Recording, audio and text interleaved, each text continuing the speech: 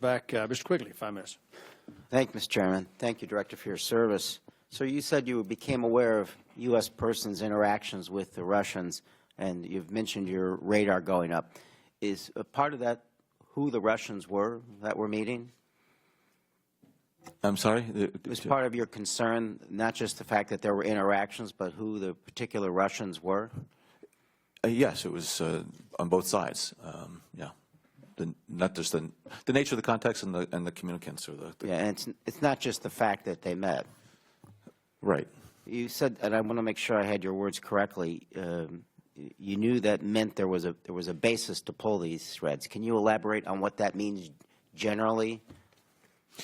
Well, frequently, and even totally divorced from the presidential election issue, if there are known or suspected Russian intelligence officers who seem to be cultivating contacts with U.S. persons, and there are reasons for CIA or others to be concerned about what's happening there, we would make sure that the Bureau is aware of it. We wouldn't know what those follow-up investigative steps were taken by the Bureau because of appropriate privacy rights and civil liberties of U.S. persons.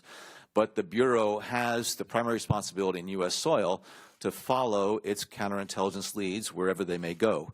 CIA has very unique counterintelligence authorities as well, and we have a unique collection of authorities that make us the partner with the Bureau in this matter, because we have the intelligence liaison relationships with our foreign sister services. We have covert action responsibilities. We have clandestine collection responsibilities and authorities. We have all sorts analytic capabilities, the best analysts in the U.S. government, bar none.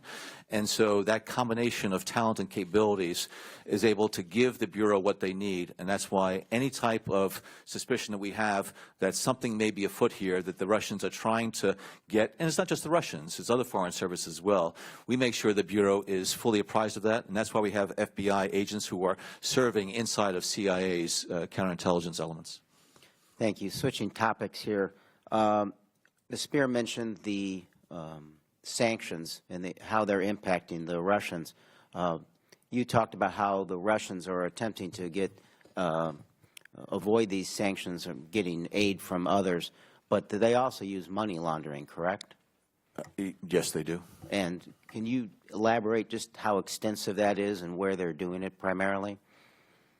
I would defer to some of the experts in CIA as well as Department of Treasury and others, but money laundering is a long practiced effort on the part of Russian businesses, Russian government officials and others, as well as Russian intelligence services, in order to cover their tracks and be able to carry out their illegal, illicit, even immoral activities. Avoid taxes, sanctions. I'm sorry? Avoiding taxes, sanctions. Oh, avoiding any number of problems for them, and they become very adept over the years at money laundering. Are you familiar with which particular country or countries that they're principally involved with money laundering? I'm aware of some, but again, I would defer to the agency at this time to identify the priority ones. Cyprus? They use banking institutions in a number of countries. A lot of times what they're doing with some of the financial elements in countries is unbeknownst to the governments. And so there are a number of financial centers around the world that the Russians have become quite active in. And I agree that the home country may not be aware and probably isn't aware of all that's taking place, but you would certainly be aware and concerned if there were U.S. persons involved with those financial institutions, correct? Anything that we might uncover related to that, we would make sure that the Bureau, Department of Treasury, and others are aware of it. They're the ones that need to follow up in terms of whether or not there's any criminal activity. And were there areas concerned in Cyprus involving this with U.S. persons and financial institutions there? Well, I think it's a well-known fact that there is a large Russian presence, a large business interest, a large financial interest on the part of Russia in Cyprus. And so, again, any type of involvement of U.S. persons or companies, it would be the responsibility of the FBI and other U.S. agencies, not CIA, to follow up on that. Finally, if a U.S. president asked any intel official not to pursue an investigation, would you construe that as obstruction? I do not have a legal basis to determine what constitutes obstruction of justice. How would you react if a president asked you not to pursue an investigation? I have never been asked that, and if I was, I certainly would not follow such a directive.